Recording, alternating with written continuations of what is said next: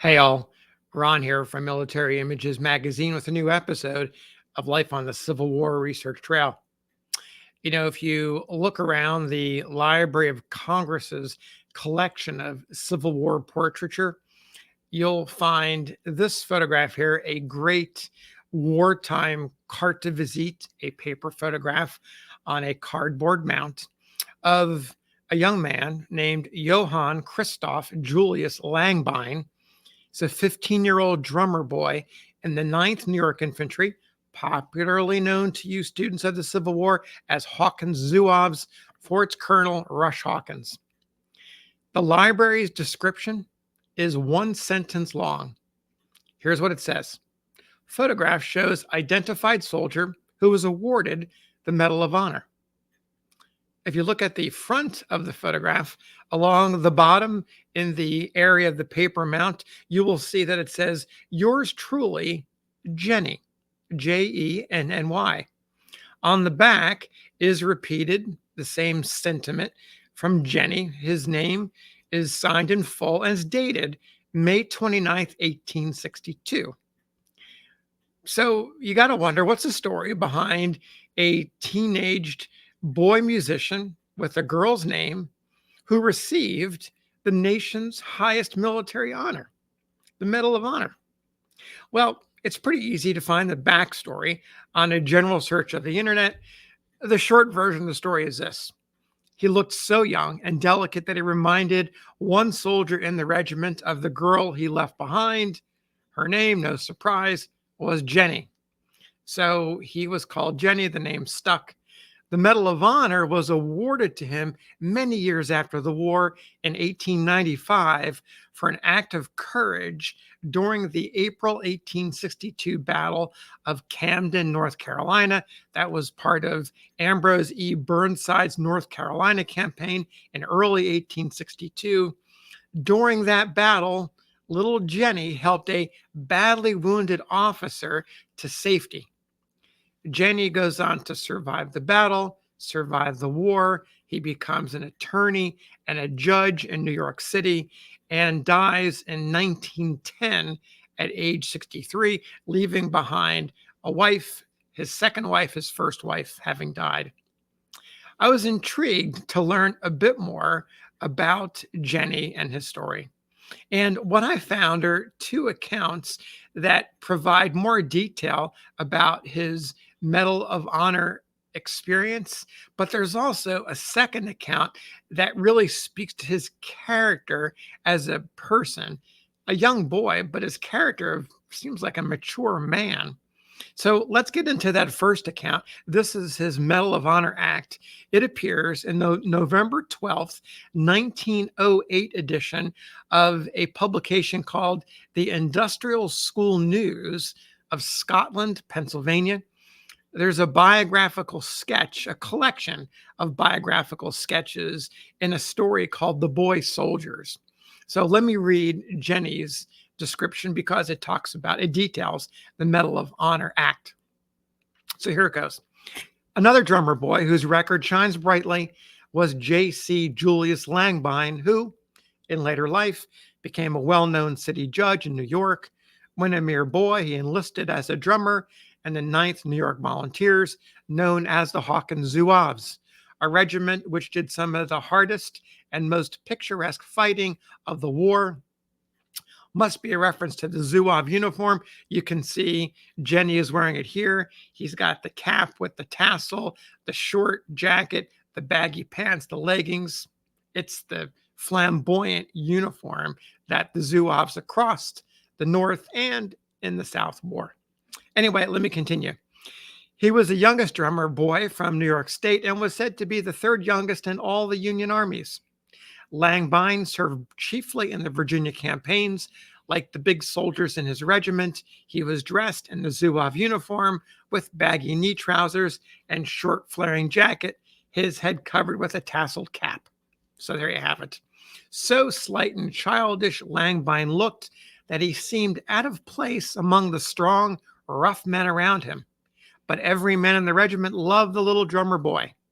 One big soldier who had a sweetheart up home named Jenny declared that the boy looked like the girl he left behind him, so the drummer was known by his grown-up comrades as Jenny Langbein.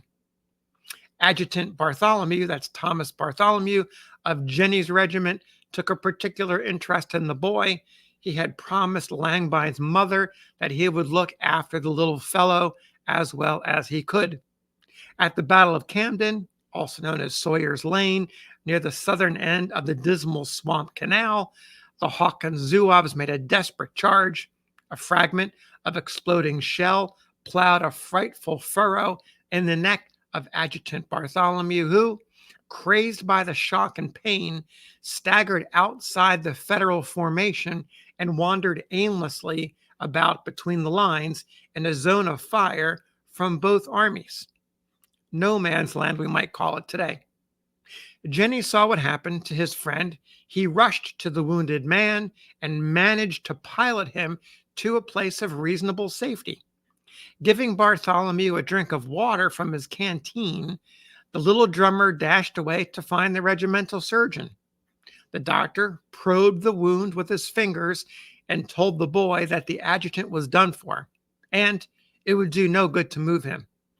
But after the doctor had gone to other duties, the boy hunted up the big drum major, Charles Wiley, who helped him carry Bartholomew to a house. And when the Union forces were driven back, Jenny refused to leave his friend to fall into the enemy's hands. He succeeded in getting the officer into an army wagon and remained in attendance until Bartholomew was safe in the Federal hospital on Roanoke Island. The adjutant recovered and told what the boy had done for him. More than 30 years later, Judge Langbein received the Medal of Honor for that service. So what an act of courage from a teenager. That's the first account. The second account appears as a footnote in the regimental history, and the regimental history is aptly titled The 9th Regiment New York Volunteers, Hawkins Zouaves, being a history of the regiment and veteran association from 1860 to 1900. The footnote is actually a letter written by one of the members of the regiment, First Sergeant David J. Green of Company F. In the letter, which is addressed to a friend named Jack, Green relates an anecdote about Jenny that occurred during the Battle of South Mountain, which is part of the Antietam campaign. Here's the letter, which talks about the unusual courage and the unusual, at least what I find to be an unusual poise in such a young person. It's dated New York, December 3rd, 1862, just a couple of months after the Battle of South Mountain. The address is to my dear Jack. Now, Jack, the letter says, I must tell you of my experience with Jenny the drummer during this fight. Just as we were coming onto the line, I noticed that he was with my company and was keeping pretty close to me. There was no firing on our part of the line just at the time. I noticed the boy particularly, as it was such an unusual circumstance to see him away from his own company that I was obliged to. He stood around while the brigade was forming, and when the rebels burst out of the woods and we were ordered to lie down temporarily, he squatted down right beside me. Of course, I was all alive to catch any order that might come from the old man. That's probably the colonel of the regiment, but I saw what was going on all the same. About the time the rebel yell began to change its tone a little, and their fire slackened up. Jenny very deliberately straightened up and looked all around, surveying the situation, saying to him pretty sharp, "Sit down, you damned little fool. You'll get your head knocked off." He looked at me with a kind of queer expression, hitched up his trousers, and with the reply, "That's what I came here for," walked off towards the left where most of the firing was. After the rebels had been repulsed and things quieted down, he drifted back to my vicinity again. It was getting quite dark by this time, so dark that we could see the fire pour out of the muzzles of the guns and spatter like melted metal as it struck the ground. As soon as the firing had entirely ceased, we sat down, tired, hungry, and cold, and were exchanging confidences in relation to our respective condition of emptiness, when one of the sergeants of the battery brought us something to eat and also blankets to sleep under.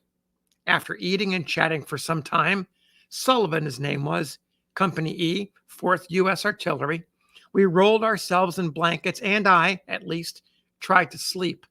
All this time, the heaviest kind of musketry fire, the heaviest and steadiest I ever heard, was being kept up on our right, where our center was forcing its way up the mountain.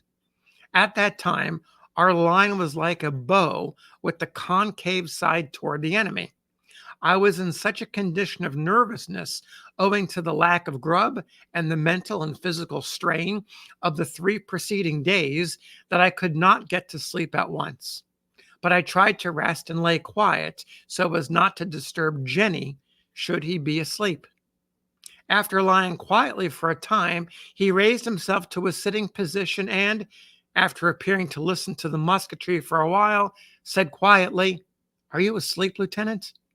I answered that I was not asleep. "That's an awful heavy fire, Lieutenant," he said, "but I think the boys are driving them. It appears to be coming up the hill." Then he heaved a deep sigh and lay down. He repeated the performance several times before I dropped off to sleep. In the morning, he rolled up the blankets, took them over to the sergeant, and I suppose went to his company, as I saw him only once again during the day, when he came to tell me that the mess had something to eat and that I had better get up toward the right where it was, or it would all be gone. Now, Jack, my friend, I would like to know what you think of that for a 14-year-old drummer boy. He was actually wrong. By this time, Jenny was closer to 16. I thought the thing over a good deal after I was wounded, and I had nothing else but to think. And I honestly think that the boy believed it his duty, inasmuch as I was only a second lieutenant and was, for the first time in command of a company in action, to keep his eye on me and see that I did not go wrong or do anything to bring discredit on the regiment. He was apparently satisfied with the way I behaved myself during the fight and went back to his own company with the consciousness that he could trust me to do what was right. In my next letter, I will tell you something about the big battle Antietam. Remember me to Captain Flusser and also to Captain Hamill and Lieutenant Purley. Yours sincerely, Green. So there you have the story of Jenny, the drummer boy of Hawkins Zouaves. Thanks for listening. We'll see you on the next episode of Life on the Civil War Research Trail.